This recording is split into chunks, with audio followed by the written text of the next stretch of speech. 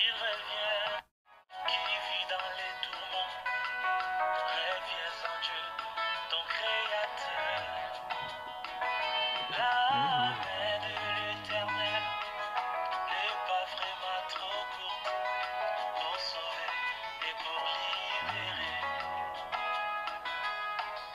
Le salut est pour toi qui vis dans les tourments.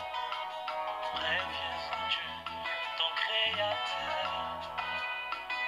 La main de l'Éternel n'est pas vraiment trop courte pour sauver et pour libérer. Oh Seigneur, Je suis libéré. Amen. Des chaînes et des Satan, tu m'as délivré. Et je puis chanter. Alléluia. Alléluia, au roi des gloires. Son nom c'est Emmanuel, Dieu avec nous. Il nous apporte la victoire. La victoire sur les péchés, triomphant sur la mort, briser les chaînes de Satan. Oh Seigneur, je suis libéré des chaînes de Satan. Tu m'as délivré et je puis chanter. Alléluia, Alléluia, au roi des gloires. Amen. Oh Seigneur, je suis libéré des chaînes de Satan. Tu m'as délivré et je puis chanter. Alléluia, Alléluia, au roi des gloires. Et je puis chanter. Alléluia, Alléluia, au roi des gloires. Nous commençons à midi pile. Nous écoutons cela pendant 5 minutes et nous allons partager la parole avec vous. Que Dieu vous bénisse beaucoup, vous tous qui êtes en ligne en ce moment. Nous sommes jeudi 16 février de 2023. Dans votre émission qu'est la Bible parle, une émission où nous partageons la parole de Dieu, où nous nous exhortons les uns et les autres jusqu'à la venue du Seigneur.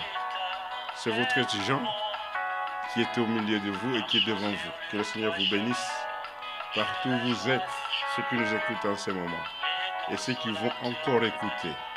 Que la grâce et la joie du Seigneur accompagnent chacun de vous au travail, à la maison, dans le voyage, qu'il soit avec vous et que le Seigneur vous bénisse. Marchons sur le droit chemin, j'ai la joie des jours, les consolateurs de j'ai vécu dans les péchés et au moins de jusqu'au jour où je suis. Après cela, nous entrons en onde, nous commençons notre... Dans 30, nous commençons à juste, en midi juste. Les consolateurs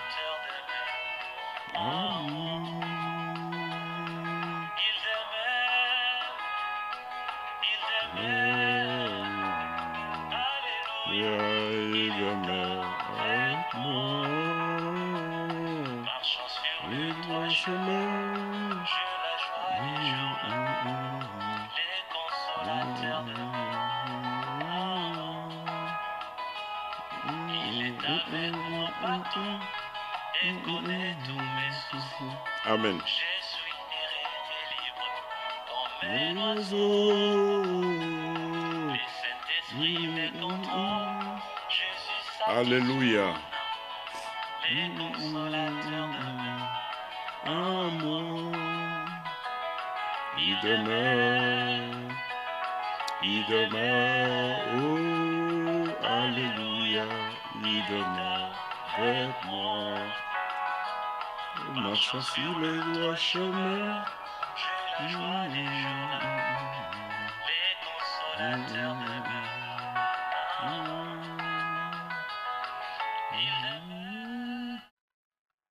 Il demeure. Alléluia, il demeure avec moi. Le droit chemin. Alléluia. Nous remercions le Seigneur, nous remercions le frère pour ce beau cantique.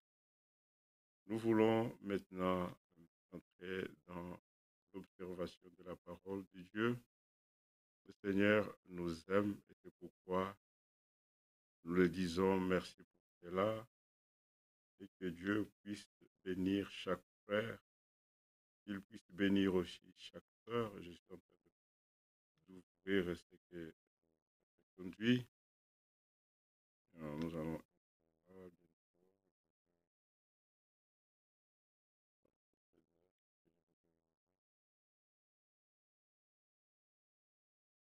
Voilà, nous sommes là.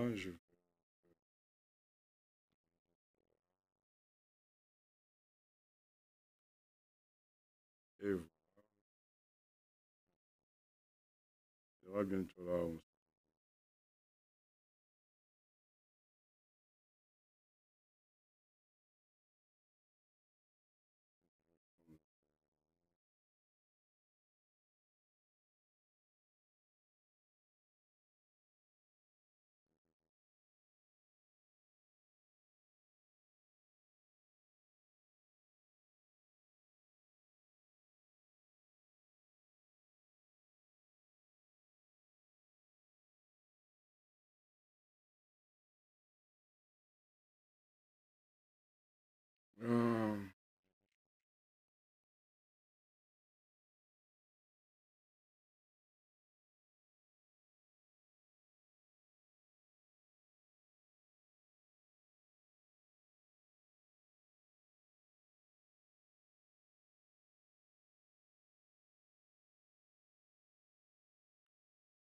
Ah, voilà. Voilà. Nous allons faire là. Que le Seigneur vous bénisse.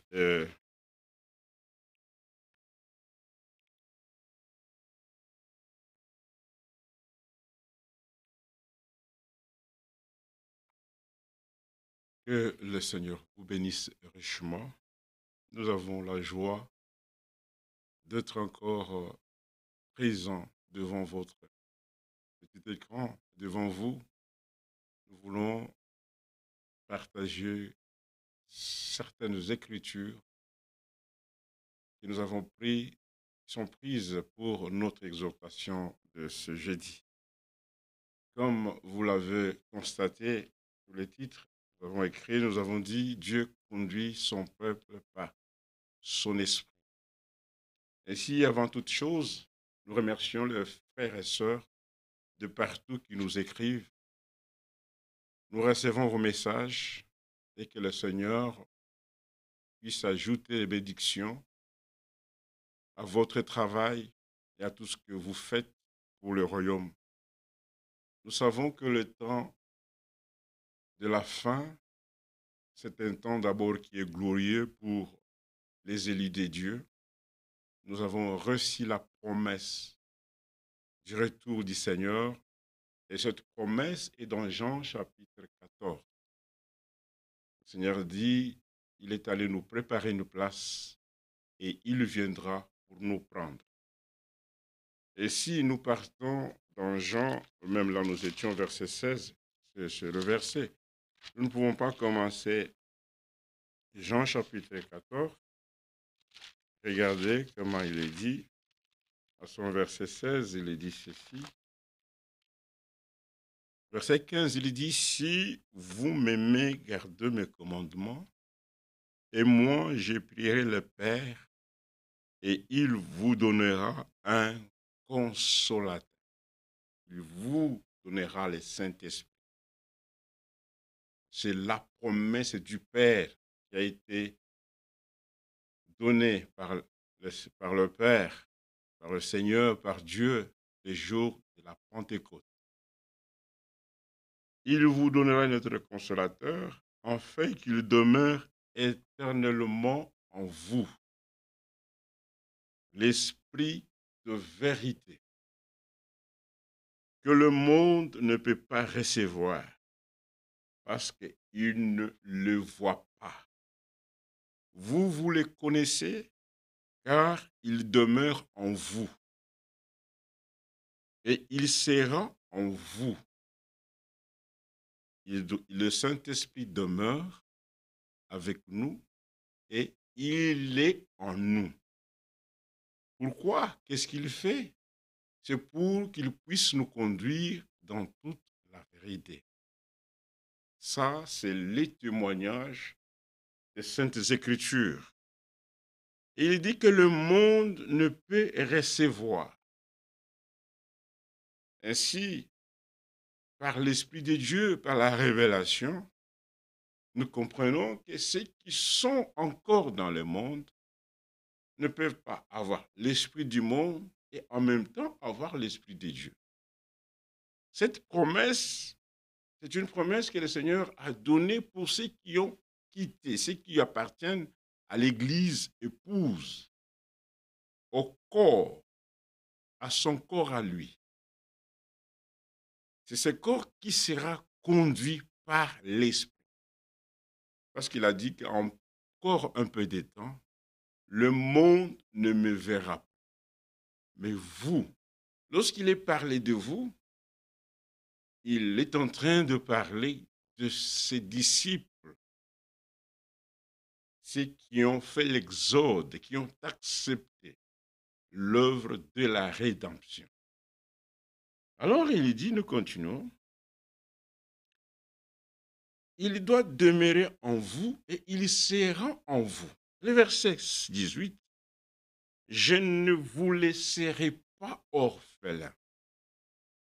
Nous voulons partir lentement et lire les témoignages des Saintes Écritures.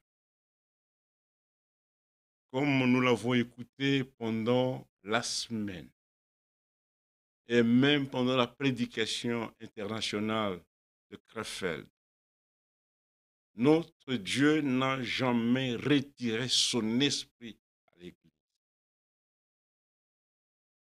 Le Saint-Esprit est l'Esprit promis pour ceux qui ont reçu la promesse de Dieu en ces temps, ceux qui ont fait alliance avec lui. Et Dieu donne son esprit à lui, afin que nous puissions être conduits par son Saint-Esprit. Il est saint. Voilà pourquoi les gens qui sont dans le monde ne peuvent pas les comprendre ni le voir. Beaucoup peuvent citer les Écritures, mais ils ne peuvent pas avoir l'esprit de l'Écriture. Parce que c'est l'esprit qui vivifie ce que nous lisons. Nous pouvons écouter les prédications, mais c'est le Saint-Esprit qui nous convainc de ce que nous venons d'écouter, que c'est la vérité. Ainsi, pour ceux qui attendent le retour du Seigneur, le Saint-Esprit, l'Esprit du Seigneur, le Consolateur, est un esprit que Dieu donne à ceux qui lui appartiennent, qui font partie de son Église. Voilà pourquoi nous prenons dans Romains chapitre 8, regardez ce qu'il est dit. Romains chapitre 8. Nous allons d'abord prier le Seigneur afin qu'il nous conduise dans sa vérité. Notre Père, nous te remercions cet après-midi. Puisses-tu nous conduire en ce moment? Nous avons ouvert ta parole, le saint livre qui est appelé Bible. Dans ce livre, cela contient ta pensée écrite. Conduis-nous en ce moment, Seigneur, parce que c'est toi qui dois parler, que l'Esprit puisse nous parler, Seigneur. Au nom de Jésus-Christ, nous avons ainsi demandé. Amen. Nous prenons l'Écriture dans Romains chapitre 8. Nous parlons parfois du retour du Seigneur, mais nous devons lire tous les chapitres qui concerne notre promesse. Dans ce chapitre des Romains, de Jean chapitre 14, il y a la promesse d'aller préparer la place et la promesse du retour, l'annonce du Seigneur. Mais nous ne nous arrêtons pas simplement à dire que le Seigneur viendra ou le Seigneur, nous l'attendons.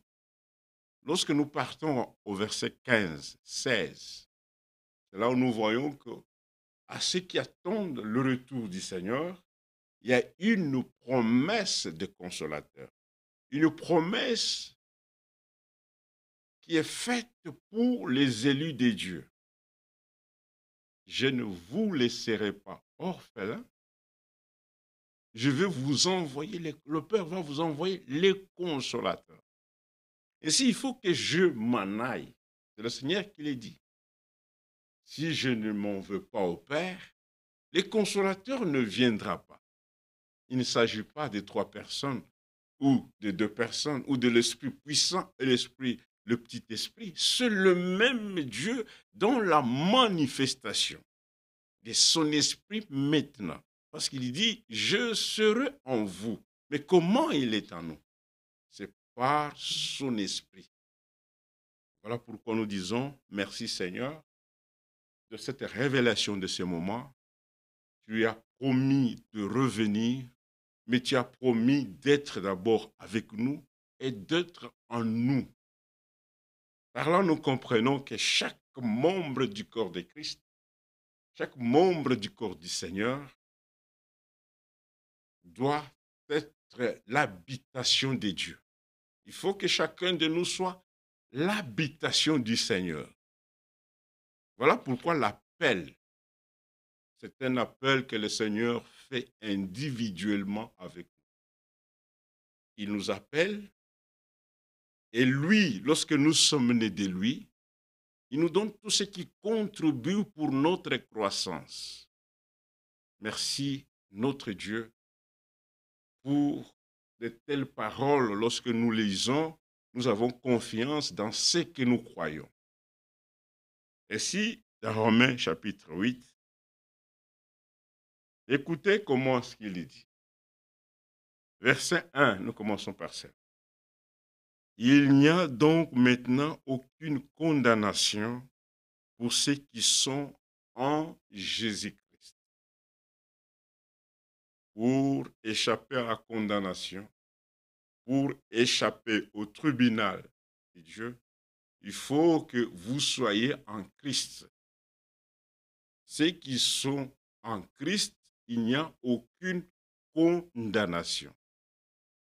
Parce que Christ lui-même, Jésus-Christ, a pris cette malédiction à la croix et il a donné la liberté à ses enfants de croire et de marcher selon ses commandements. Voilà pourquoi la Bible dit, il n'y a pas de condamnation. Parce que la Bible disait dans Ézéchiel que l'âme qui pêche, c'est celle qui mourra. Voilà la grâce que Dieu nous a fait aujourd'hui, c'est en nous envoyant son Fils pour qu'il puisse mourir. Et lorsqu'il a envoyé son Fils, c'est pour que toi et moi, nous puissions le croire et l'accepter. Accepter les dons de Dieu, c'est une grâce qui est déjà donnée aux fils et filles de Dieu. Il n'y a pas. Ça, c'est le Saintes Écritures. C'est un témoignage de Saintes Écritures. Ce n'est pas le témoignage de Frère Jean, ni le témoignage d'un pasteur, mais c'est les Saintes Écritures. Ce sont les Saintes Écritures qui nous témoignent cela. Il n'y a pas. Donc maintenant que nous avons accepté le don parfait de Dieu, nous croyons, nous sommes nés de sa parole. La Bible nous dit, et cela nous est témoigné, qu'il n'y a plus de condamnation pour ceux qui sont en Jésus-Christ. Ainsi, regardez dans Galates chapitre 3, nous allons revenir, verset 13, Galates 3, verset 13. Galates chapitre 3, verset 13. Galates chapitre 3, verset. Il dit, êtes-vous tellement dépourvu de sens après avoir commencé par l'esprit? Voilà pourquoi il est important que nous puissions, lorsque nous sommes dans les chemins de la vérité, que tout commence d'abord par l'Esprit de Dieu. Par l'Esprit de Dieu. La naissance de notre Seigneur Jésus-Christ, c'était par l'Esprit de Dieu. Lorsque Marie a commencé à parler avec l'ange, elle dit comment cela va se faire. La réponse de l'ange était que le Saint-Esprit, l'Esprit de Dieu te couvrira. Voilà pourquoi, lorsque nous acceptons le Seigneur, nous avons ce désir que l'Esprit de Dieu soit à nous.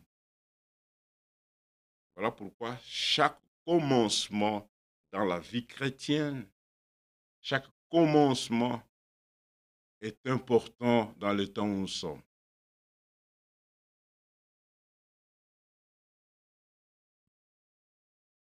Après avoir commencé par l'Esprit, vous voulez maintenant finir par la chair. Avez-vous souffert tant en vain? Si toutefois c'est en vain, c'est lui qui vous accorde l'Esprit et qui opère le miracle parmi vous. Le fait-il donc par les œuvres de la loi?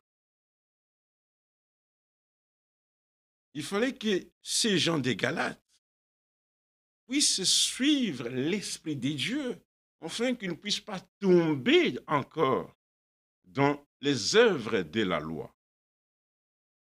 Voilà pourquoi lorsque nous rentrons dans Romains chapitre 8, là où Paul dit aux Romains, il dit, il n'y a plus de condamnation pour ceux maintenant, pour ceux qui sont en Jésus-Christ. Lorsque nous lisons la parole de Dieu, il y a la révélation. Chaque parole, chaque mot pour nous, ça compte et nous prenons en considération cela. Maintenant, regardez. En effet, la loi de l'esprit de vie en Jésus-Christ m'a affranchi de la loi du péché de la mort. Car, chose impossible à la loi, parce que la chair la rendait sans force. Dieu a condamné le péché dans la chair. Ça, c'est une grâce que nous avons reçue, que la condamnation, Dieu l'a fait, il a condamné dans la chair de notre Seigneur Jésus-Christ. Voilà pourquoi il a dit, tout est accompli. Il dit, en envoyant, à cause du péché, son propre fils dans une chair semblable à celle du péché, et c'est là enfin que la justice de la loi soit accomplie en nous, que nous soyons justifiés par cet acte.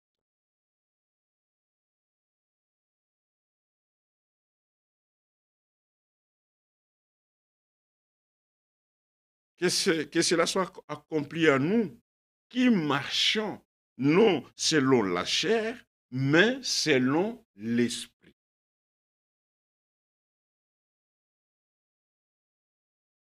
Nous attendons le retour du Seigneur. Nous sommes dans la préparation, envie d'attendre ces grands jours, un événement important à la fin du temps de la fin pour l'Église des nations. Ce qui est appelé, Frère Branham l'appelle, l'enlèvement de l'Église. Et dans cette préparation, le Seigneur a promis son esprit qui va nous conduire et qui va habiter en nous. Maintenant, il dit dans cette marche, Nous ne devons pas marcher selon la chair, mais que nous marchions selon l'Esprit de Dieu, selon le Saint-Esprit. Il est important que l'Esprit puisse nous conduire. Si vous avez une assemblée et que vous apportez la parole de Dieu, si l'Esprit ne conduit pas, c'est la chair qui conduit. Voilà pourquoi nous l'avons écouté. Lorsque l'Esprit de Dieu agit dans le croyant, dans le membre du corps, il n'y a pas de division entre ces membres. Parce qu'ils sont conduits, ils sont soumis à l'Esprit de Dieu. Le Saint-Esprit de Dieu agit maintenant. Il agit dans le croyant. Il agit. Lorsque nous recevons les corrections par l'Esprit de Dieu, nous nous inclinons. C'est simplement celui qui marche dans l'orgueil. Parce qu'il y a des gens aujourd'hui qui ne veulent pas accepter la correction par la parole de Dieu. Mais un fils de Dieu, une fille de Dieu, il est attaché à la parole de Dieu. Il est soumis à la parole de Dieu. Il faut que l'Église soit soumise à toute la parole. Ainsi, nous continuons de dire, verset 5. Ceux en effet qui vivent selon la chair s'affectionnent aux choses de la chair. Notre Seigneur a voulu que son esprit habite en nous, afin que nous ne puissions pas vivre comme les gens du monde. C'est l'esprit qui vient mettre la différence dans notre vie de comment vivent les gens du monde et comment ceux qui ont accepté la parole doivent vivre. L'Esprit de Dieu doit agir au commencement. Il doit agir dans la prédication. Il doit agir dans celui qui apporte la parole de Dieu. Lorsque l'Esprit agit, l'Esprit met fin au désordre. Parce que c'est l'Esprit de la vérité, le consolateur. Et lorsque le Saint-Esprit accompagne la parole de Dieu, cela provoque l'esprit de la repentance en chacun de nous. L'Esprit est en train de nous convaincre de notre position par rapport à la parole. Il faut que nous entrions dans ce qu'on appelle la différence. Ce n'est pas par l'éloquence, mais il faut que l'Esprit agisse. Si l'Esprit n'agit pas, nous allons marcher comme tous les hommes sur la terre. Si l'Esprit n'agit pas, nous allons marcher selon les trains du monde. Même la manière dont nous vivons, nous sommes séparés.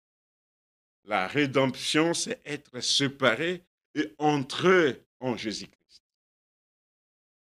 Lorsque nous sommes en Jésus-Christ, nous commençons à être conduits par son esprit à lui. Ce n'est pas le pasteur qui doit conduire le corps du Christ. C'est Dieu lui seul qui conduit son corps. C'est Jésus qui est la tête de son Église. Voilà l'importance. Voilà le bienfait de la révélation de Dieu. Ainsi il est dit.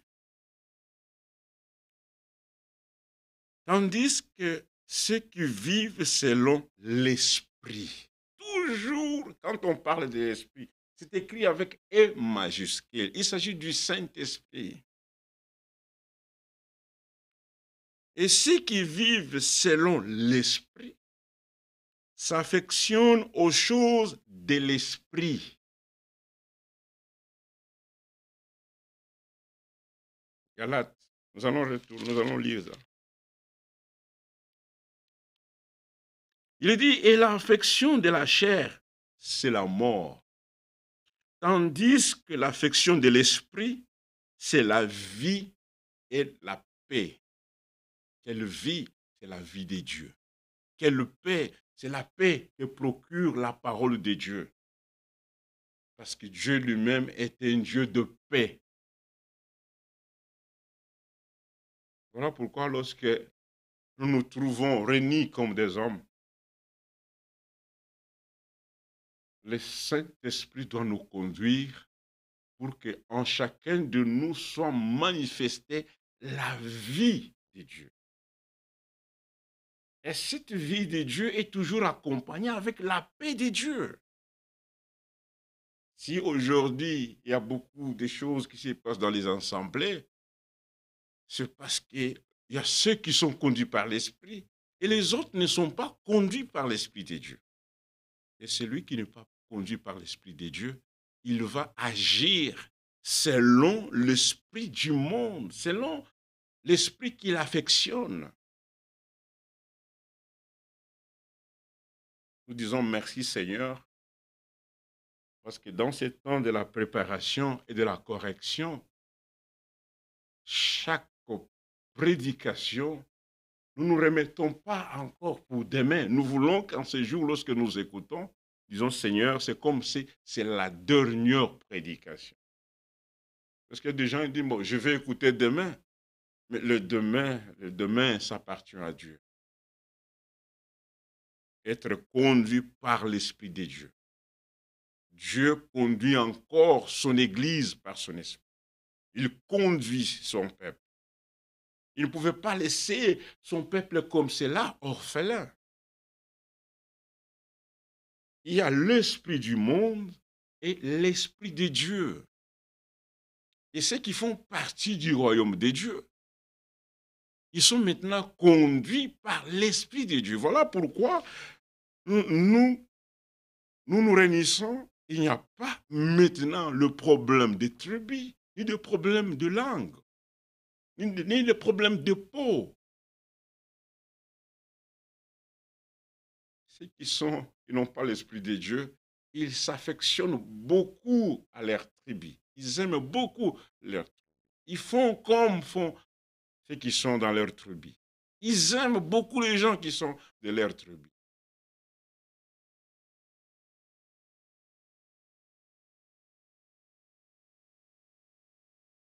Et il dit, car l'affection de la chair est inimitié contre Dieu, parce qu'elle ne se soumet pas à la loi de Dieu, et qu'elle ne m'aime pas. Or, ceux qui vivent selon la chair ne sauraient plaire à Dieu. Pour que nous plaisions à Dieu, la Bible nous demande que nous soyons conduits par son esprit. Pour vous, vous ne vivez pas selon la chair, mais selon l'esprit. Si du moins l'Esprit de Dieu habite en vous, et Paul, et Jésus-Christ, Jacques, Pierre, ils avaient la même parole et ils avaient la même volonté de Dieu. Il n'y a jamais eu la contradiction entre Paul, Jacques et les autres. Voilà pourquoi nous disons, selon Éphésiens chapitre 2, versets 19 à 20, nous devons être édifiés sur le fondement des apôtres et des prophètes. Jésus-Christ lui-même étant la pierre angulaire. Ainsi, sur chaque tome biblique, nous aimons faire recourir, faire parler la Bible. Nous voulons écouter, parce que nous ne voulons pas écouter des conférenciers. Les conférenciers, ils parlent bien, ils ont l'éloquence, ils ont les activités. Ils sont vraiment plus que nous, même en parlant. Ils conjuguent bien de verbes. Même l'anglais, ils savent cela. Mais nous aimons que dans le mauvais français qui est apporté, mais que le Saint-Esprit lui-même puisse faire germer la parole, sa sémence, dans le cœur de chacun de nous. Être conduit par l'Esprit de Dieu. C'est pourquoi Frère Branham a prêcher une prédication, il dit contrôlez, regardez d'abord qu'est-ce qui vous conduit. Vous êtes conduit par quoi? Ça, c'est une question. Si je me mets en colère avec mon frère, maintenant là, je dois me demander, suis-je conduit par quoi? Parce que dans son église, il n'y a qu'un seul esprit qui doit nous conduire, c'est son Saint-Esprit à lui, les consolateurs. Même lorsqu'il y a un problème, lorsqu'on apporte la parole de Dieu, c'est qu'il y a une consolation dans les deux parties. Nous sommes dans Romains chapitre 8. Beaucoup de choses à dire, mais nous voulons aller lentement. Il dit pour nous, pour vous, vous ne vivez pas selon la chair. C'est que nous avons fait l'exode. Nous avons accepté de marcher avec le Seigneur. C'est lui qui marche avec le Seigneur. Étant d'abord, il marche avec la volonté de la chair, il ne peut pas plaire à Dieu. Merci Dieu pour cette parole. Merci Seigneur. Parce qu'il est dit, l'affection à l'esprit, d'abord, il y a la vie éternelle et il y a la paix de Dieu. Et l'affection de la chair est en inimitié avec Dieu. Parce que cette affection, la volonté de la chair, n'obéit pas au commandement de Dieu. C'est ainsi nous sommes dans l'obligation d'écouter la parole de Dieu, de marcher sous la protection de l'esprit, d'être conduit par l'esprit. Même le cantique, l'adoration, il faut que ça soit toujours conduit par l'esprit. Si l'esprit ne conduit pas ceux qui chantent, ils vont chanter, ils vont commencer à danser comme le monde. C'est ça le grand problème. Ils vont chanter comme le monde. L'Esprit de Dieu est un esprit qui remet l'ordre dans la vie de chacun de nous. L'Esprit remet de l'ordre dans l'adoration, de l'ordre dans la prédication, de l'ordre dans l'Église, de l'ordre dans le ministère pour l'évangélisation ou la proclamation ou l'enseignement. L'Esprit, lorsqu'il conduit, il ramène la vie de Dieu et la paix de Dieu.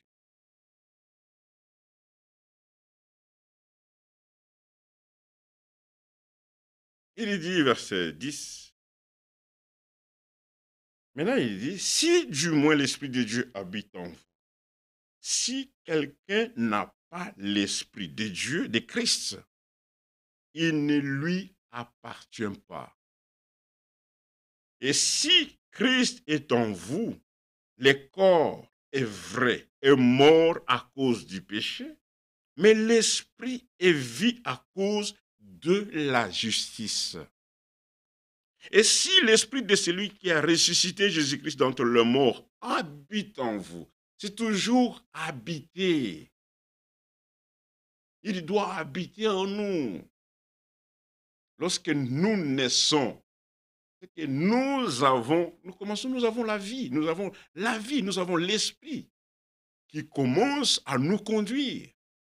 Et ceux qui sont nés de Dieu nous possédons déjà tout ce qui contribue pour notre croissance. Nous possédons tout.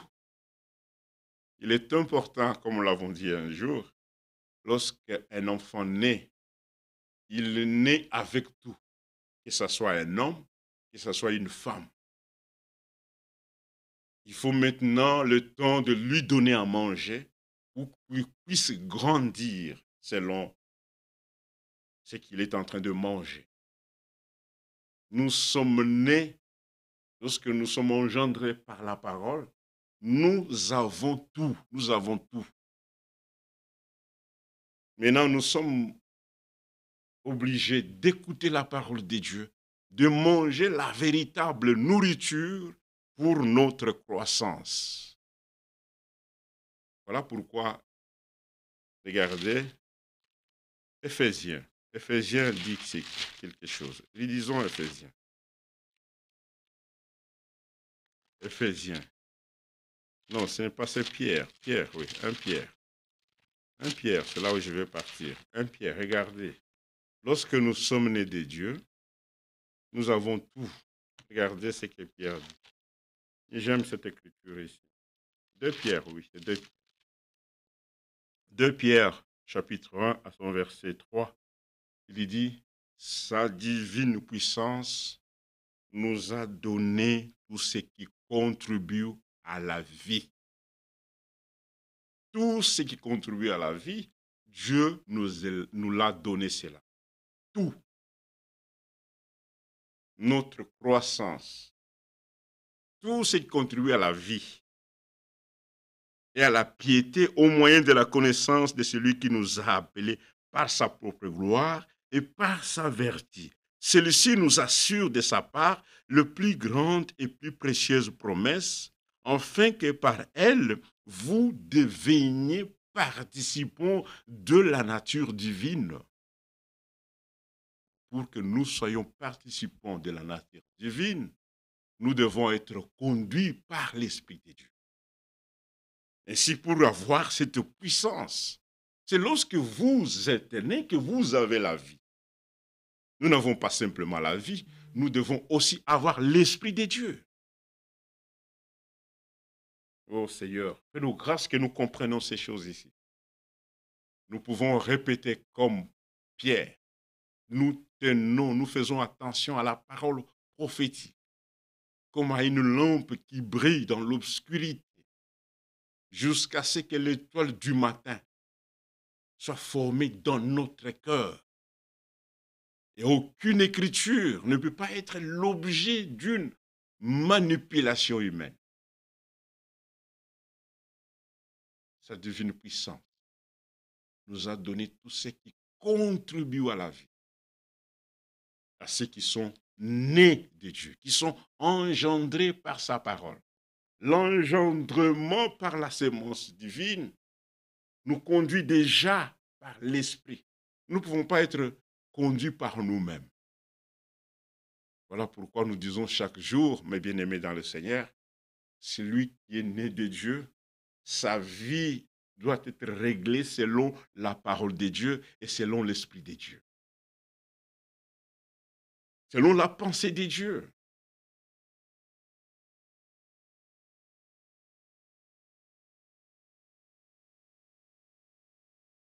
L'Esprit de Dieu. Si quelqu'un n'a pas l'Esprit de Christ, il ne lui appartient pas.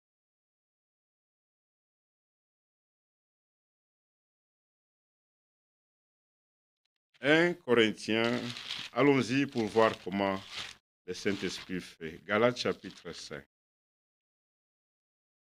Nous aimons écouter, nous aimons lire. Galates chapitre 5.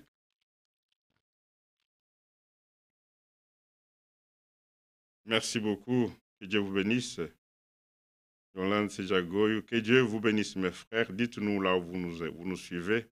Ça sera pour nous meilleure chose. Que Dieu bénisse tous les frères qui nous ont écrit. Nous disons, Dieu est en train de conduire son Église. Il conduit son peuple. Il conduit son peuple par son esprit. Ainsi, ceux qui sont nés engendrés de lui doivent posséder cet esprit-là pour que vous puissiez marcher dans la vie éternelle. Vous marchez avec la vie éternelle. Vous marchez dans la vérité. Regardez ce que Paul dit aux Galates. L'esprit.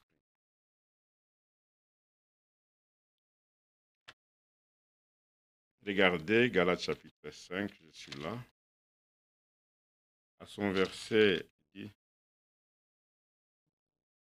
c'est pour la liberté que Christ nous a affranchis. Vous connaîtrez la vérité et la vérité vous rendra libre. Libre à quoi? Nous ne sommes pas liés aux choses de la terre. Notre affection, c'est l'affection d'en haut. Et cette affection nous pousse à connaître la véritable volonté de Dieu.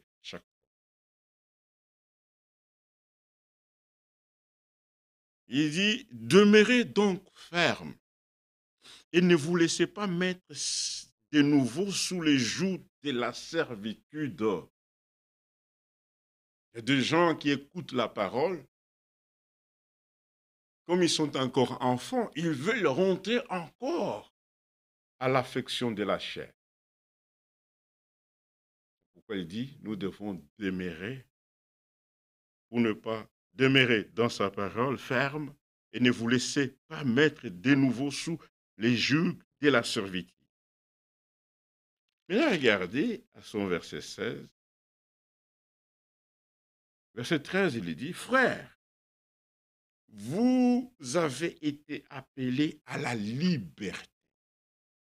Seulement, ne faites pas de cette liberté un prétexte de vivre selon la chair. Mais rendez-vous par amour serviteurs des uns et des autres, car toute la loi est accomplie dans une seule parole, celui-ci, tu aimeras ton prochain comme toi-même. Mais si vous vous mordez et vous vous dévorez les uns et les autres, prenez garde que vous ne soyez détruits les uns et les autres. Dieu nous donne son esprit pour que nous ne puissions pas nous détruire les uns envers les autres.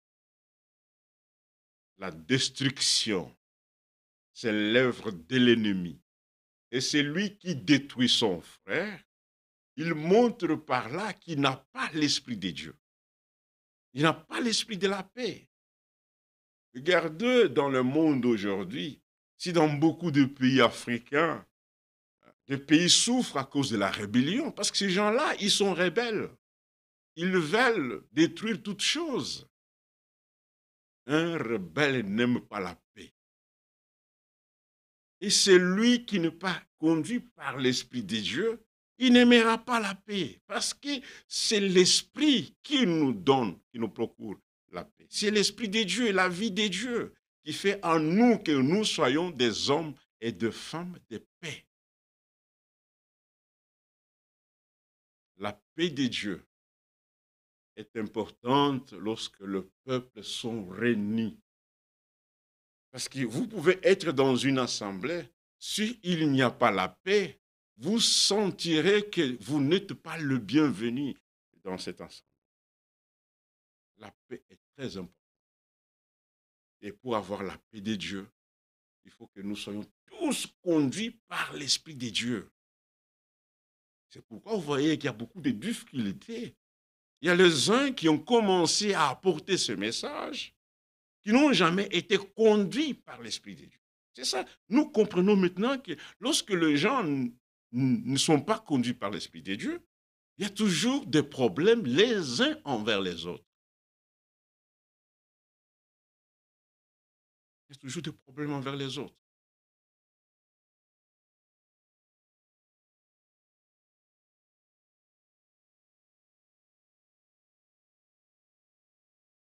Il ne faut pas avoir un prétexte de vivre selon la chair. Lorsque vous vous mordez les uns les autres, vous parlez mal les uns et les autres, ce n'est pas le travail du Saint-Esprit, c'est le travail humain. Et cela ça nous fait croire qu'il n'y a pas le Saint-Esprit. Non, loin de là. Dieu ne peut pas changer sa pensée au sujet de sa parole à cause d'une circonstance. D'ailleurs, c'est donc lorsqu'il y a de telles personnes devant nous que nous puissions comprendre et nous pouvons même les aimer. On ne peut pas aimer quelqu'un s'il n'est pas en contradiction avec toi. Quand on parle d'amour, c'est que la haine est à côté. Quand on parle de la paix, c'est que la guerre est à côté. Et Satan, dans ces temps, il utilise aussi ce qui lui appartient pour emmener les désordres dans les assemblées, dans le royaume de Dieu. Il le fait. Voilà pourquoi Paul dit à Timothée, combat les bons combats de la foi, en gardant la foi et une bonne conscience. Il parle ça, un conseil qu'il donne à Timothée.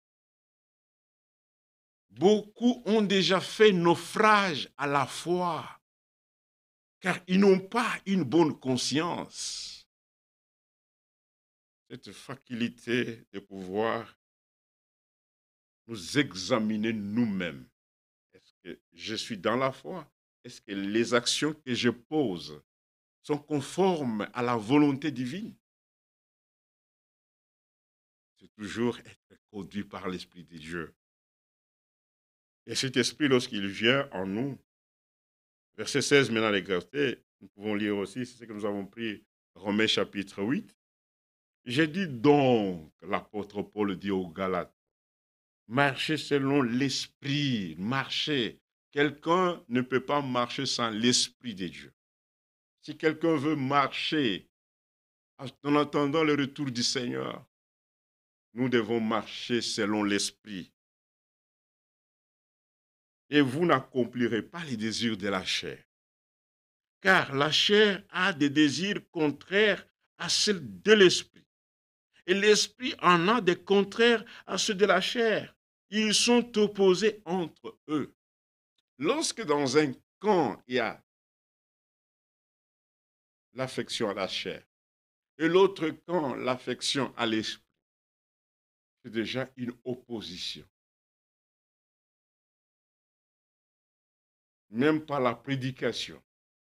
Si on n'est pas conduit par le même esprit, celui qui a été sur les apôtres, on n'aimera jamais la Bible. Si on n'est pas conduit par le même esprit qui a conduit les apôtres, Jacques, les autres, on ne prêchera pas la parole avec l'absolu comme la Bible. Tout émane par la conduite. Qu'est-ce qui vous conduit? Vous êtes conduit par quoi? C'est une question que Frère Branham a posée. Dans cette prédication, être conduit. Être conduit. Chacun de nous sait qu'est-ce qui le conduit. Mais nous aimons en ces temps ici, Seigneur, que nous ne soyons pas conduits par l'esprit du monde, mais que toi, tu nous conduis. Tu révèles ta parole en nous. Parce que lorsque tu nous conduis, tu nous donnes ta vie, tu nous donnes ta paix, ton amour. Tu es la paix et nous devons aussi apporter la paix. Le message que nous avons reçu, c'est un message de la paix de Dieu. Voilà pourquoi la Bible dit, dites à ceux qui ont le cœur troublé. Lorsque nous écoutons les cris de la parole de Dieu, nous devons nous réjouir. Il faut que chacun de nous, lorsqu'il écoute la parole, qu'il puisse se réjouir, dire, ça, ce n'est pas un homme qui m'a dit, c'est Dieu qui m'a parlé. Oh Seigneur, fais-nous la grâce de comprendre. Ne marchez jamais selon la chair, mais marchons selon l'esprit pour accomplir les désirs de l'esprit. Mais celui qui marche selon le désir de la chair, il accomplit, il va manifester les œuvres de la chair. Parfois, les gens posent la question, parce qu'aujourd'hui, il y a des gens qui posent la question, ou qui apportent la parole pour dire, non, le Saint-Esprit n'est pas là, il viendra à la pluie de la saison. Ça, c'est une guerre. C'est une guerre. Nier que le Saint-Esprit ne conduit pas aujourd'hui, où les gens ne sont pas baptisés du Saint-Esprit, c'est une grave erreur. si nous ne sommes pas conduits par l'Esprit de Dieu, si le Saint-Esprit ne fait pas demeure dans les croyants, quel est l'objectif de venir dans la salle et se mettre? Lorsque nous écoutons quelqu'un qui dit et qui ramène le baptême du Saint-Esprit à la pluie de l'arrière-saison, c'est que nous sommes comme tous les autres, nous allons commencer à agir comme le monde. Comprenez le danger qui existe. Lorsque une correction est apportée, le véritable enfant de Dieu sont soumis à la volonté de Dieu. Il y a aujourd'hui beaucoup de gens qui se cachent derrière d'autres ministères, mais dans leur cœur, ils gardent encore. J'aime être conduit par l'Esprit de Dieu et je sois conduit par un homme. Parce que lorsque l'homme conduit les hommes, c'est toujours la guerre, c'est toujours l'homme veut dominer. Voilà pourquoi Jésus a dit, je bâtirai mon église. Il bâtit son église et il conduit son église et il habite dans son église, dans son corps.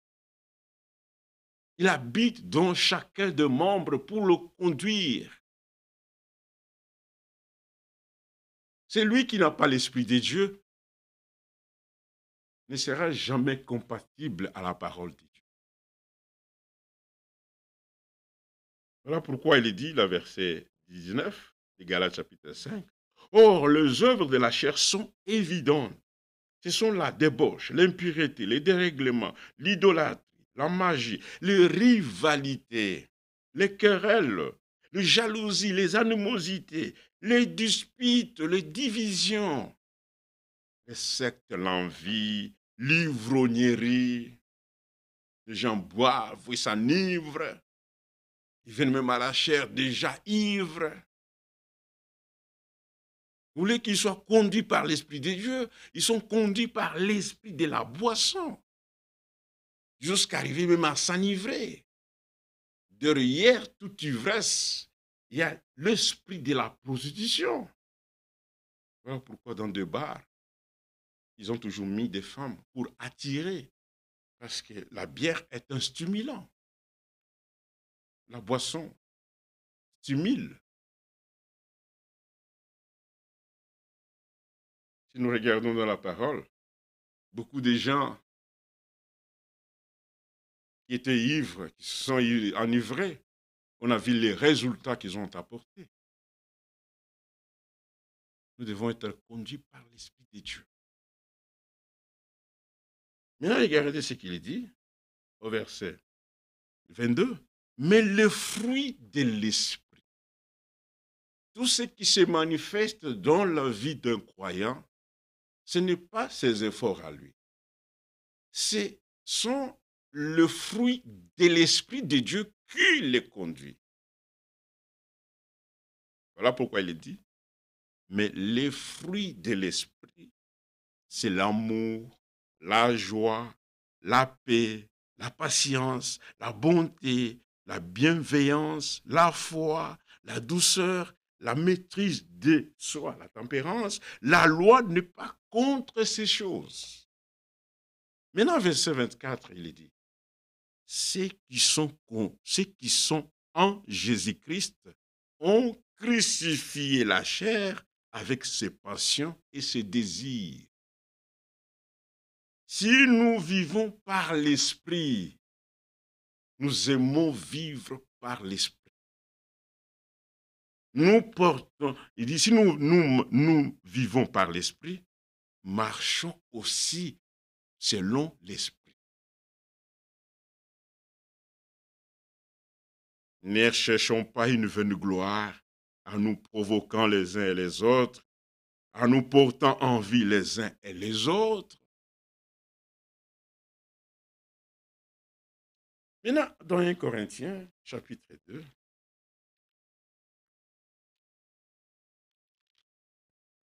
nous allons le lire. Que Dieu vous bénisse, mon frère. Oui, mon frère Moïse, God bless you.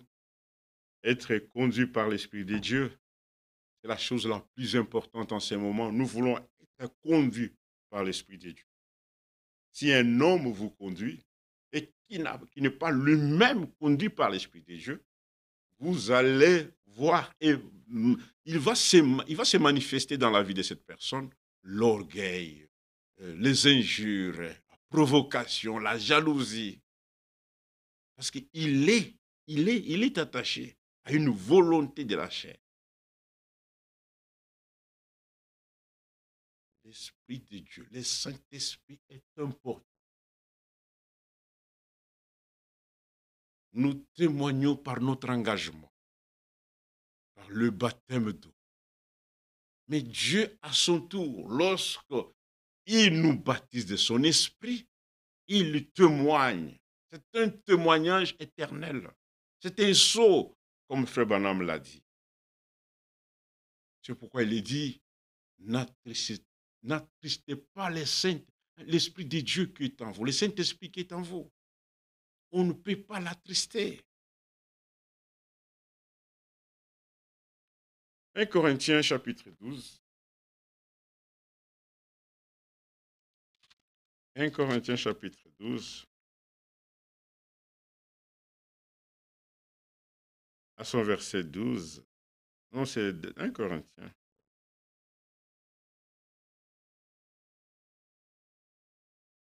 C'est 2 Corinthiens, si je ne me trompe pas.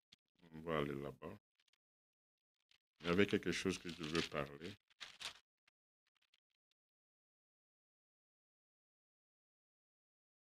Non, c'est 1 Corinthiens 2. Oui, c'est là où... Oui, je suis là. 1 Corinthiens 2. Il dit, pour moi, frère, lorsque je suis allé chez vous, ce n'est pas avec une supériorité de langage ou de sagesse que je suis allé vous annoncer le témoignage de Dieu. Car je n'ai pas eu la pensée de savoir parmi vous autre chose que Jésus-Christ et Jésus-Christ crucifié. Moi-même, j'étais auprès de vous dans un état de faiblesse, de crainte et de grand tremblement. Et ma parole et ma prédication ne reposaient pas sur les discours persuasifs de la sagesse, mais par une démonstration de l'esprit et de puissance, afin que votre foi soit fondée non sur la sagesse des hommes, mais sur la puissance de Dieu.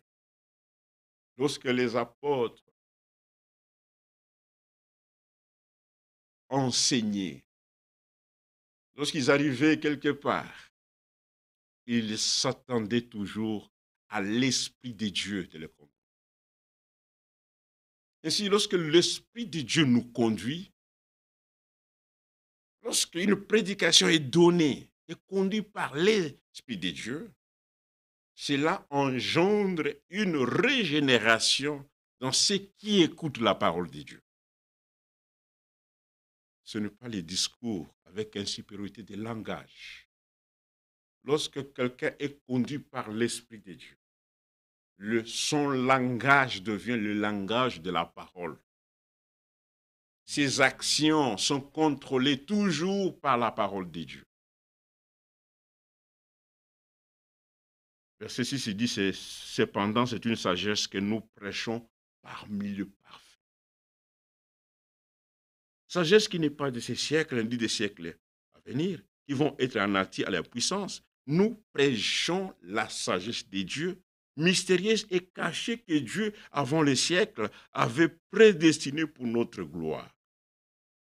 Sagesse qu'aucun des chefs de ces siècles n'a connu, car s'il l'avait connu, il n'aurait pas crucifié le Seigneur. Mais comme il est écrit, ce sont des choses que l'œil n'a pas vues, que l'oreille n'a point entendues, qui sont point montées au cœur de l'homme. Des choses que Dieu a préparées pour ceux qui l'aiment. Pour nous qui l'aimons, nous sommes conduits par l'Esprit de Dieu. Mais dit, Dieu nous les a révélés par l'Esprit. Car l'Esprit sonde tout, même les profondeurs de Dieu. Qui donc parmi vous, parmi les hommes, connaît les choses de l'homme, si ce n'est l'esprit de l'homme qui est en lui? De même, personne ne connaît les choses de Dieu, si ce n'est l'esprit de Dieu, qui est le Saint-Esprit. Nous voulons être conduits par l'Esprit de Dieu, le consolateur, la promesse du Père. C'est important dans ma vie. C'est important pour la conduite de tout le peuple de Dieu. C'est important pour notre marche. Nous avons la rédemption de notre âme, mais notre corps ne pas encore. Nous aurons la rédemption complète. C'est au retour de notre Seigneur Jésus-Christ. C'est pourquoi nous luttons, nous voulons écouter la parole de Dieu.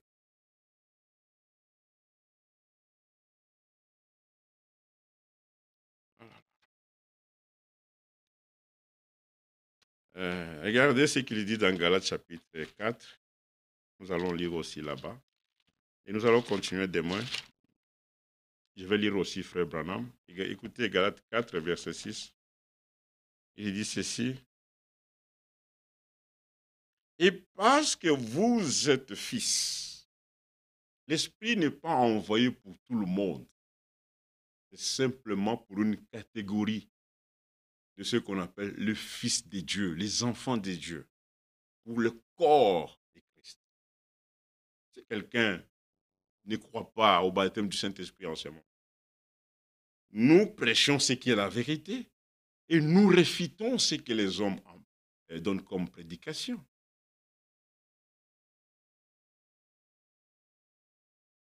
Parce que vous êtes fils, Dieu a envoyé dans nos cœurs l'esprit de son Fils, lequel crie Abba Père, ainsi que tu n'es plus esclave, mais fils. Et si tu es fils, tu es aussi héritier par la grâce de Dieu. Autrefois, ne connaissant pas Dieu, vous serviez d'autres dieux. Mais à présent que vous avez été connus de Dieu, c'est parce que Dieu nous connaît. Voilà pourquoi il nous a donné son esprit. Quand nous marchons avec l'esprit de son Fils, les jours de la Pentecôte, cet esprit est descendu. C'était la manifestation, l'accomplissement de prophéties bibliques, de ce qui était écrit dans Joël. Depuis le jour de la Pentecôte jusqu'à aujourd'hui, le Saint-Esprit travaille. Il travaille parmi ceux qui sont nés de Dieu. Il travaille dans le groupe des rachetés. Il travaille au milieu des héritiers de Dieu.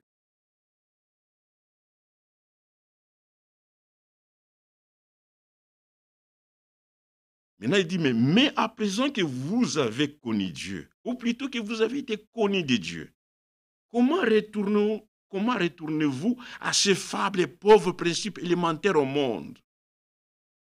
Vous voulant asservir encore, vous observez les jours, les mois, les temps, les années. J'ai craint d'avoir inutilement travaillé pour vous. Il dit, soyez comme moi, car moi aussi je suis comme vous, frères, je vous en supplie. Vous n'avez fait aucun tort.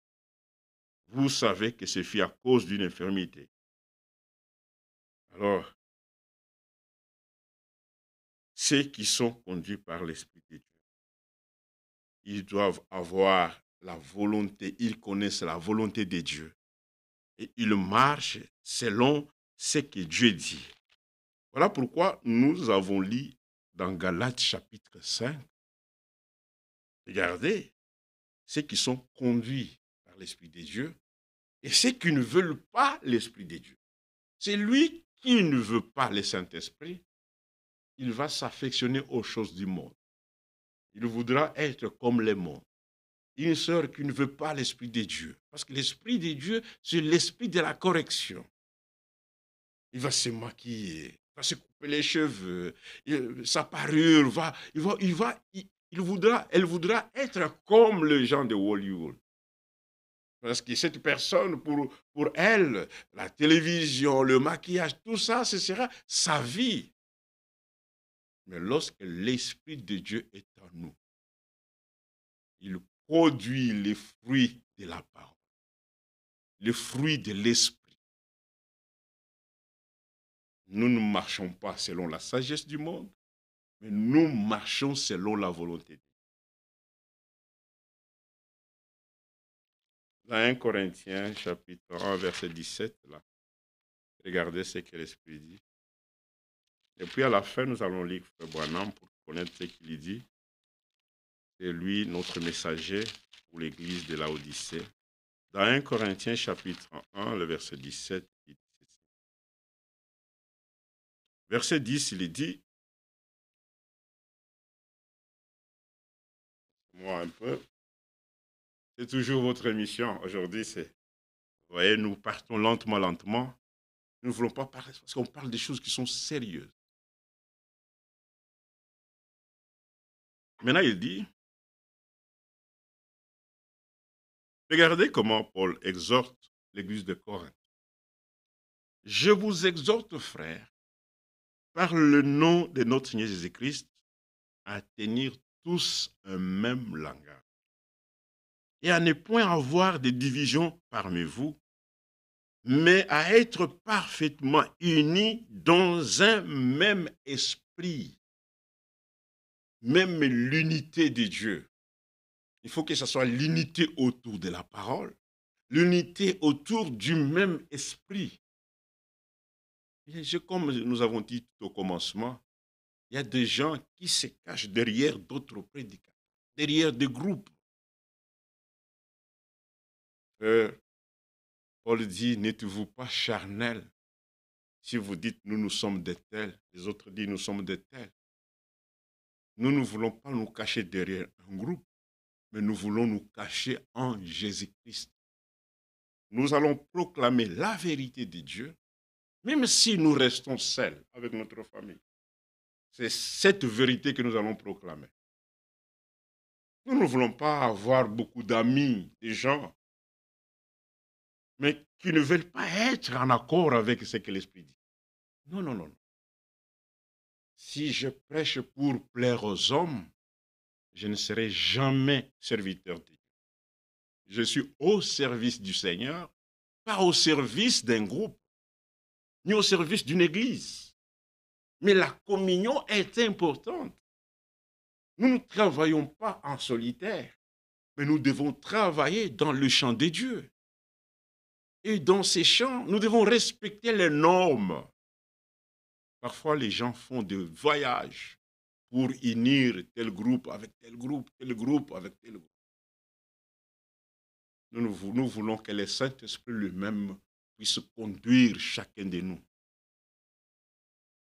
La réconciliation humaine amène toujours les gens à voir, nous sommes de tels, nous appartenons à tel. Voilà pourquoi aujourd'hui, si quelqu'un te voit en photo avec un frère qui lui est en train d'haïr, directement il t'exclut du royaume. Mais nous, pour cela, ça ne fait jamais un problème. Hein? Ça ne fait jamais un problème. C'est pourquoi il est dit, soyez parfaitement unis dans un même esprit et dans un même sentiment. Si on n'a pas le même esprit, on ne peut pas marcher dans la communion. Vous allez être dans une communion éphémère. Après un temps, nous n'aimons pas cette communion où les gens sont ensemble, s'ils sont ensemble, mais dès qu'ils sont au départ, ils se parlent de mal les uns et les autres. Ça, ce n'est pas la communion de Dieu. Ce n'est pas la communion de l'esprit. Vous êtes en communion, si vous vous trouvez dimanche, après un temps, dès que ce prédicateur va là, il parle mal pour l'autre, il dénigre les autres. Ça, ce n'est pas le même esprit de Dieu. Nous voulons vraiment, nous sommes dans le temps où tout doit être apporté dans l'exactitude, avec exactitude.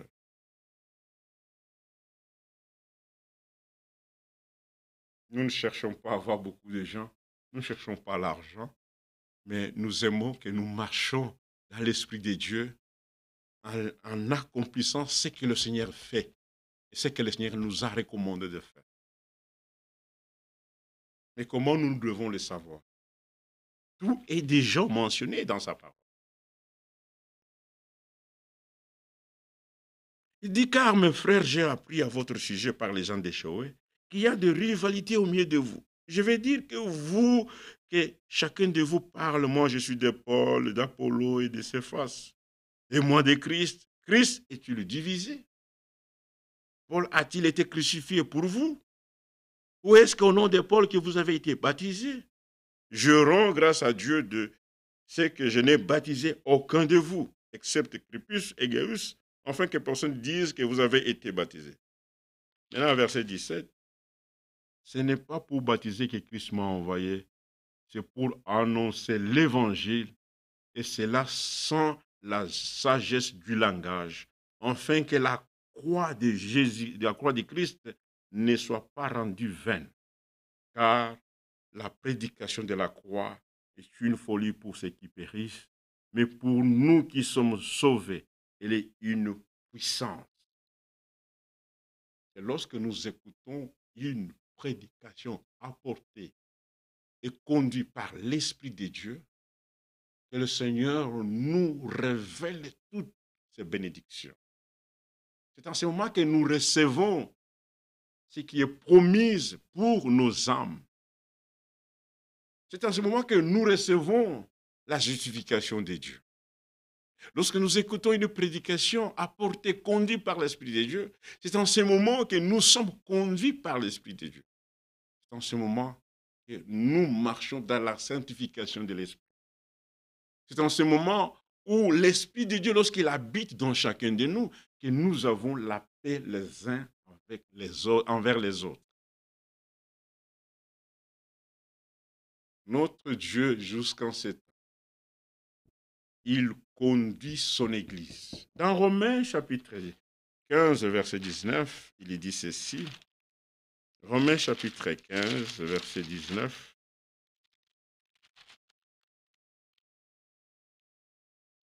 Romains chapitre 15, verset 17. J'ai donc sujet de me glorifier en Jésus-Christ pour ceux qui regardent les choses de Dieu. Car je n'oserais pas mentionner une chose si Christ ne l'avait pas faite par moi pour amener les païens à l'obéissance par la parole et par les actes, par la puissance des miracles et des prodiges, par la puissance de l'Esprit de Dieu.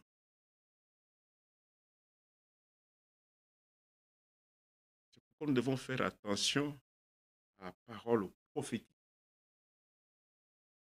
Nous tenons plus autant à la parole prophétique parce que c'est une lumière. Lorsqu'un sujet est donné et que cela n'est pas en accord avec les Saintes Écritures, nous oublions cela. Mais si on ramène le frère, on veut lui dire que ça, ce n'est pas la vérité. Et que l'homme fait l'orgueil. Il veut se montrer que lui, c'est ça, ce n'est pas la vérité. Mais nous abandonnons ce frère.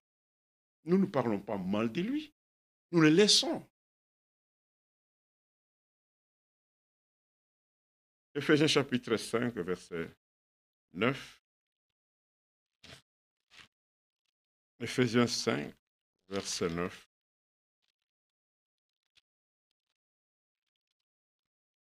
Je vais lire directement. Il dit ceci. Autrefois, vous étiez ténèbres, maintenant vous êtes lumière dans le Seigneur. Marchez comme des enfants de lumière, car le fruit de la lumière consiste en sorte de bonté, à toutes sortes de bonté, de justice et de vérité. Examinez ce qui est agréable au Seigneur et ne prenez point aux œuvres infructueuses des ténèbres, mais plutôt condamnez-les. Examinez ce qui est agréable au Seigneur. Nous devons examiner toute chose qui est agréable. Voilà pourquoi dans Jean chapitre 3, C'est là, c'est dans quoi il dit ceci dans Jean. Oh Seigneur. Si nous lisons dans Romains 13, 2, regardez, Romains 13, 2, même parole, Romains 13, 2, il nous dit ceci, que toute personne soit soumise aux autorités supérieures, car il n'y a point d'autorité qui nous vienne de Dieu. Et les autorités qui existent ont été instituées de Dieu. C'est pourquoi celui qui s'oppose à l'autorité résiste à l'ordre de Dieu qui a établi. Non, je suis... Ok, c'est ça. Alors, vous voyez, même lorsque nous vivons avec les gens de la terre, l'Esprit de Dieu nous enseigne à comment, quel comportement que nous devons afficher devant les autorités, même au travail. C'est toujours être conduit par l'Esprit de Dieu. Ainsi, bien-aimés, regardez, je vais prendre Matthieu 23 et puis je vais lire Branham. Matthieu 23, Matthieu 16. Matthieu 16, 23, et puis je vais lire Branham. Dans Matthieu 16, 23, il dit ceci.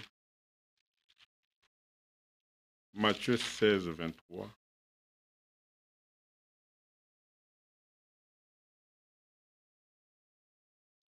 Mais Jésus se tournant dit à Pierre, arrière de moi, Satan, tu me mets scandale, car tes pensées ne sont pas les pensées de Dieu, mais celles des hommes. Ça, c'est avant que le Saint-Esprit puisse venir. C'est lui qui n'est pas conduit par l'Esprit de Dieu. Il va promouvoir les pensées des hommes. Voilà pourquoi nous disons ceux qui sont conduits par l'Esprit de Dieu, ils sont fils de Dieu.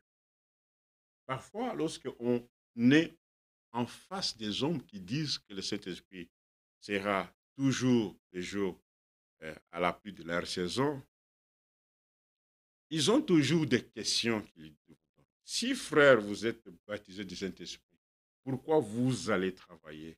Si vous êtes baptisé du Saint-Esprit, pourquoi vous commettez des erreurs? Si vous êtes baptisé du Saint-Esprit, pourquoi vous faites ceci? Pourquoi vous faites cela?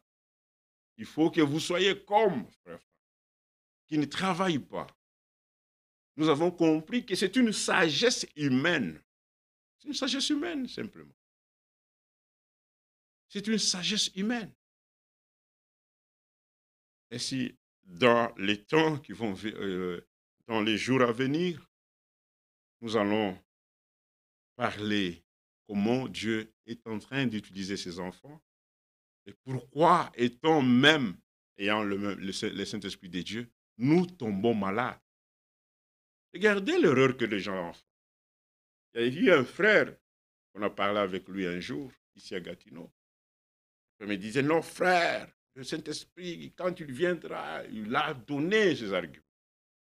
Je lui ai posé la question, mais ceux qui meurent sans, en attendant le Saint-Esprit, s'il meurt aujourd'hui, comment est-ce qu'il va ressusciter? Parce que c'est ce que nous croyons, c'est cela que Dieu nous donne. Si je ne crois pas à l'œuvre de la rédemption, tu ne seras pas sauvé. Le frère est resté peur. Mais en ce moment que nous parlons, le frère là n'est pas de ces mots. Vous voyez que les dégâts, il est allé au-delà sans croire les promesses de Dieu. Vous voyez un peu? C'est très important, mes frères.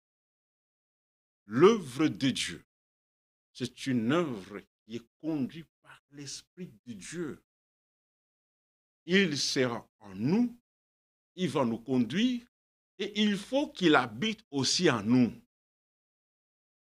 Regardez ce que Frère Branham dit. Être conduit.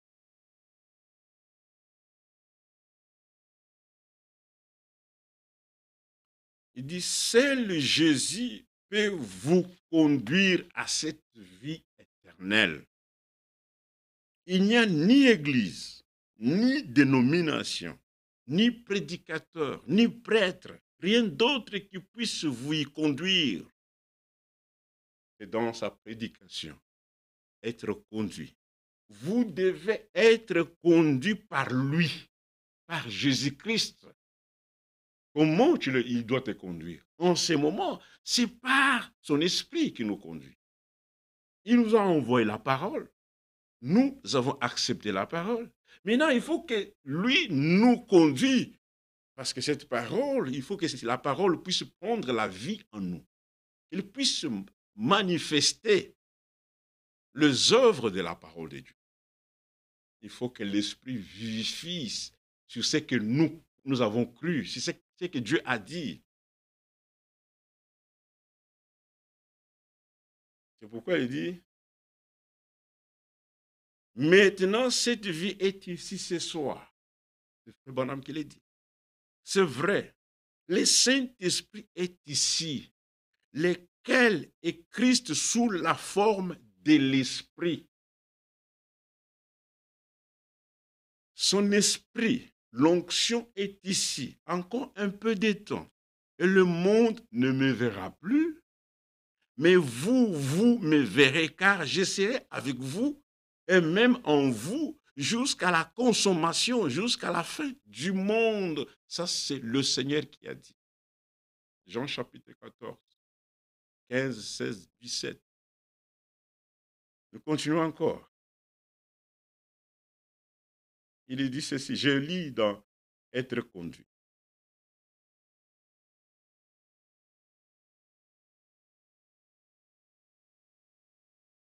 Vous pouvez lire ça à la maison, toute la prédication.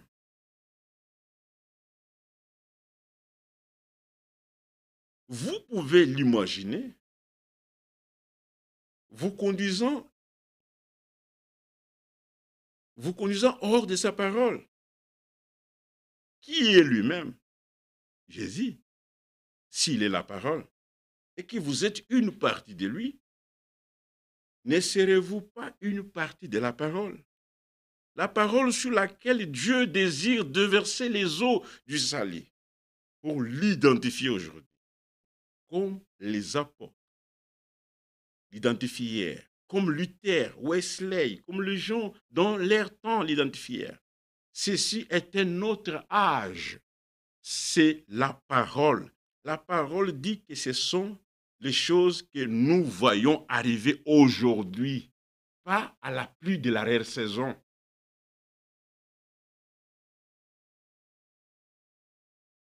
Ces choses ont été prédites pour cette heure. Alors, acceptez Jésus-Christ et laissez-le vous conduire à la vie éternelle. Maintenant, il dit, je vais aller, il faut que je passe, parce que je vais lire.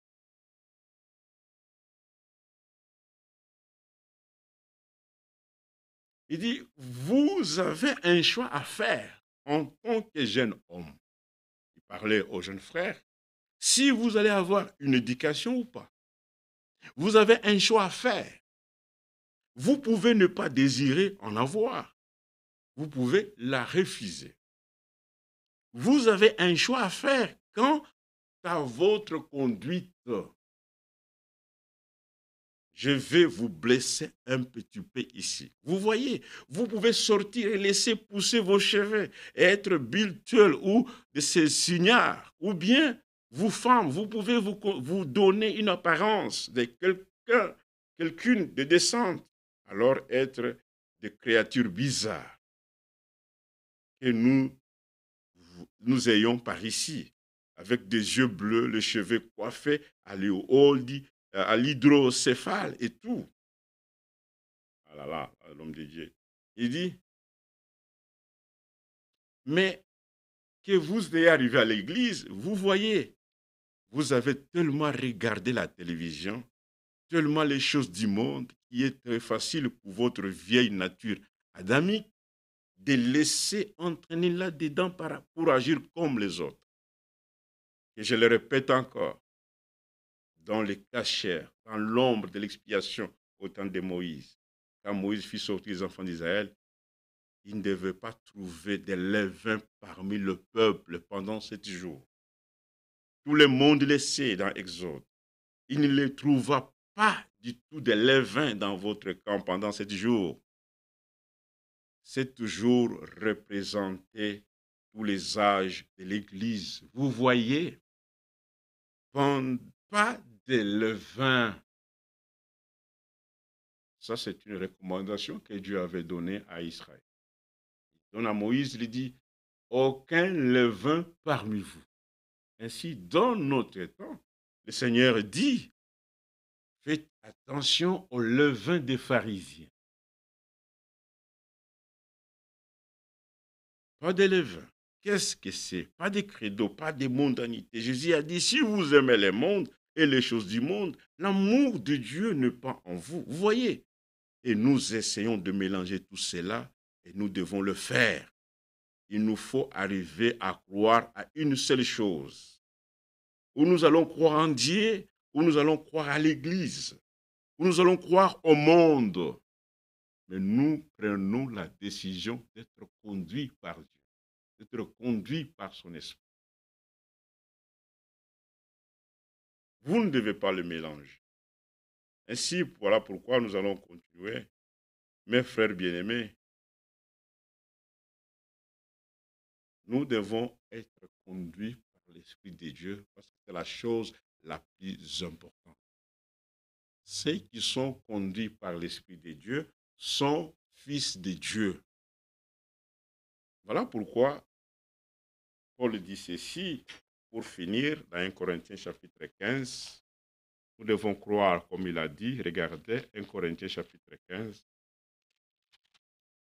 Je vous rappelle, frères, l'évangile que je vous ai annoncé et que vous avez reçu, dans lesquels vous avez persévéré et par lesquels vous êtes sauvés, si vous les retenez dans les termes où je vous l'ai annoncé, autrement vous aurez cru en vain.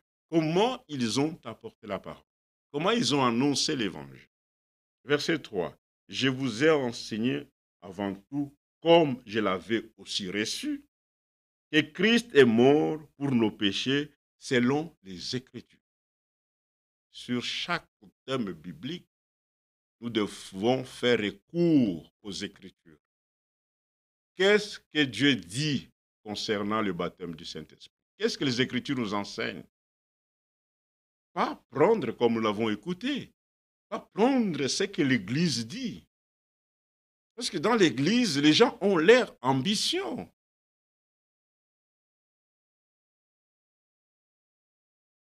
Il a été enseveli et il est ressuscité le 3e jour, selon toujours les Écritures. Même concernant le retour du Seigneur, nous devons apporter cela selon les Écritures. Celui qui croit en dehors des Écritures, il croit en vain. Celui qui prêche en dehors des Saintes Écritures, il n'est pas conduit par l'Esprit de Dieu. Parce que parfois, je l'ai dit encore, je le répète, il y a des gens qui viennent sous l'alcool pour apporter la parole de Dieu au peuple de Dieu. Ça, c'est l'insulte au peuple qui quitte leur maison pour venir écouter la parole. Que Dieu nous assiste. Nous pouvons dire, comme Paul a dit, qu'est-ce qui peut nous séparer de l'amour de Christ? Nous tenons plus autant la parole prophétique. C'est Pierre. Nous faisons attention. Aucune écriture ne peut pas être l'objet d'une manipulation humaine. Tout ce que l'homme apporte, ce que Dieu n'a pas dit, amène le désordre et la mort, les doutes. Nous ne pouvons pas négocier. C'est tolérance zéro. Nous croyons ce que Dieu a dit. Nous avons la révélation de Dieu, parce qu'il est dit dans Joël, mon peuple ne sera jamais dans la confusion. Nous voulons que Dieu puisse nous conduire dans la vérité. Et comment il le fait? Il nous envoie des gens qui sont conduits par l'Esprit de Dieu, eux-mêmes que l'Esprit de Dieu habite. Que le Seigneur puisse nous nous assister dans ces temps, que nous acceptons la correction de Dieu.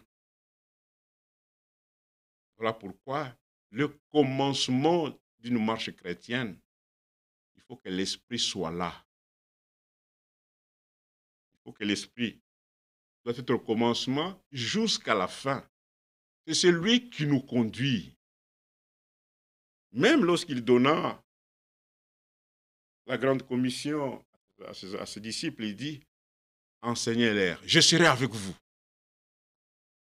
Voilà. Et Dieu nous assiste, c'est, Seigneur, envoie-nous ton esprit, qu'il puisse nous conduire dans toute la vérité. Envoie-nous ton esprit, afin que ta vie se manifeste dans chacun de nous. Toutes les questions de sagesse humaine où les gens posent, frère, si tu dis que tu as le Saint-Esprit, mais pourquoi tu fais ça? Pourquoi on veut faire ça? Et nous ne voulons pas ça. Ça, ce sont les gens simplement, vous allez les trouver, ils sont partout. Ils posent des tels, ils sont là, ils sont là.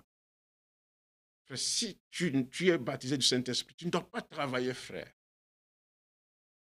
Mais si tu demandes à quelqu'un, montre-moi dans la parole de Dieu ce que tu poses, tu donnes, il ne te montrera jamais. C'est la sagesse humaine. Merci au Seigneur pour nous avoir donné son prophète. Merci à Dieu pour nous avoir donné encore un ministère de correction, un docteur établi par l'Esprit de Dieu. Que le Seigneur vous bénisse et nous serons encore ensemble. Nous sommes au 1091 sur la rue Saint-Louis à Gatineau. Nous avons culte samedi à partir de 18h. C'est 1h30 simplement. Et dimanche, nous commençons la réunion à 10h40. La place est là. Nous sommes une église interdénominationnelle.